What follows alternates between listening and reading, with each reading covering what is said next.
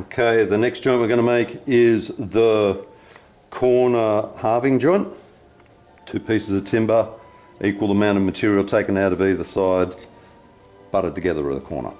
If you get it right, there's no step there, and it's nice and straight and flat and square. So I'm going to use the 2 pieces of timber that I did the rebate joint on. I'm going to cut one end on here, one end on there. The important thing to do is to make sure you cut the face off one and the back off the other, so that both faces end on the upper side. To get the distance of the material that we're going to cut across, we put our piece of wood on top, wider side, wide side, piece of wood on top, measurement plus 2 millimeters or thereabouts, and then square it down either side. Now, to make sure we get that transferred nicely to this guy, I'm going to turn it over, flush it up, carry the size across to the back edge of this one, not the face edge, and then mark out from the face edge, mark out the piece of timber we're going to cut off. That one, down that side, down that side. Next step is to use the marking gauge. So, just recap, face up, cut the bottom out, cut the top out, and then they will go together. Important thing to do now is find the exact center of the piece of wood. Got to be exact. Guess about halfway, put a dot in your piece of wood. Come back from the other side, put another dot.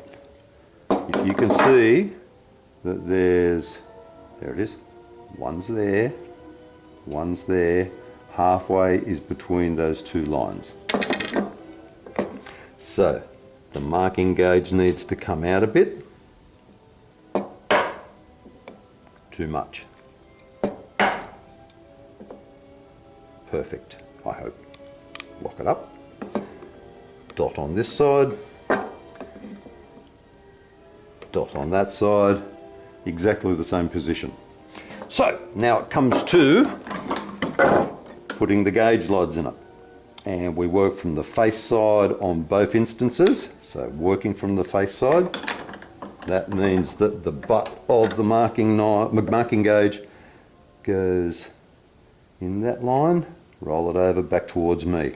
What I'm expecting is that the grain's running that way, it's likely to want to draw the point that way as well. So I'll push against it to make sure that doesn't happen.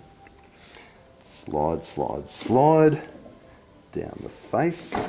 And like I say, this is about the hardest part of most joints, is getting this line sorted out. Into the line. Oops, along the face. There's one. Now, mark from the face side. Even though we're cutting the other side off, we're still going to mark from the same side all the way. That makes sure that if there's any mistakes or if there's any slight indiscrepancies in measurements, they all remain on the same side. That probably doesn't make sense. It might once you start cutting it out. Okay. Good to go. Face side up, face side up. Line up perfectly. Pencil line so I can see a bit better. Pencil line so I can see a bit better. Across the end. Across the end. Now let's make sure we cut the right side off, or the correct side off. And on this one, it's that side that's coming off. There's not a lot to making this joint, but accuracy is what makes all the difference. So, same as always, square against the marked edge, the face edge, knife in the line, 1, 2, 3, 4, 5. While I've got the tool in my hand, might as well do the other one. 1, 2, 3, 4, 5. Bench hook back in the vise. That one and that one. Relieve the edges. That chisels. That chisel will do 2 or 3 millimeters back. Always relieve from the side, the scrap side, the side you're cutting off. Don't come back from the other side. That wrecks you a bit of wood.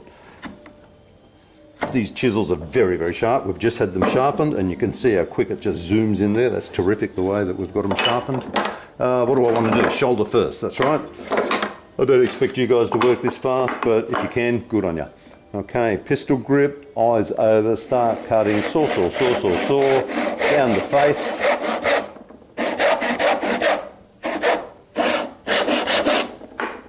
Whoop, come off a little bit. Look at that, not quite square, but I can fix that by twisting the saw around a whisker. Did I fix it? Yep. Down to the line, square across the line, one done, next one done, going production line style here. I want to hurry up because I'm hungry, I want to go have my lunch. Down to the line. That's pretty good. One more cut maybe. And, oh, too far. Ah, well.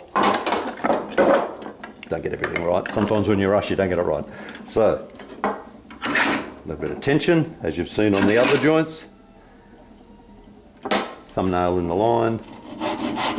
Cutting to the outside of the line. Now, if I cut to the outside of the line on this side, we will end up with half left over. If I cut on the line and on the line, it'll be too small and there'll be a step on either side. We don't want that. So, down the outside of the line. Once you develop these skills, you've got them forever. And it's not actually that hard to do. Now there I've come off the line a little bit, so I can afford to take a little bit of steering towards the line.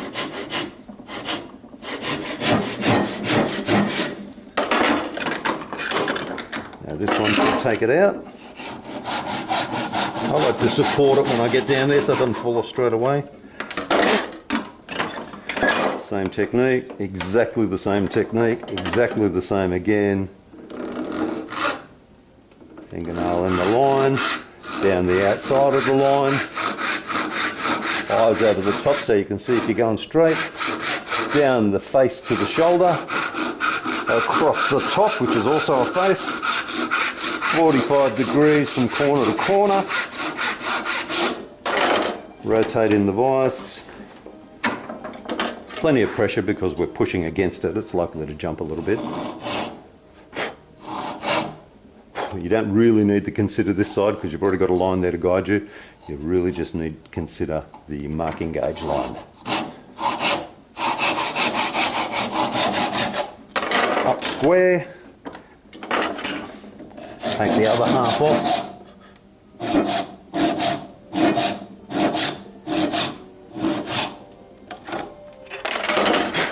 You might find it needs a little bit of cleaning up, because sometimes there's a bit of daggy stuff in there from where it didn't quite snap off neatly, and that's simply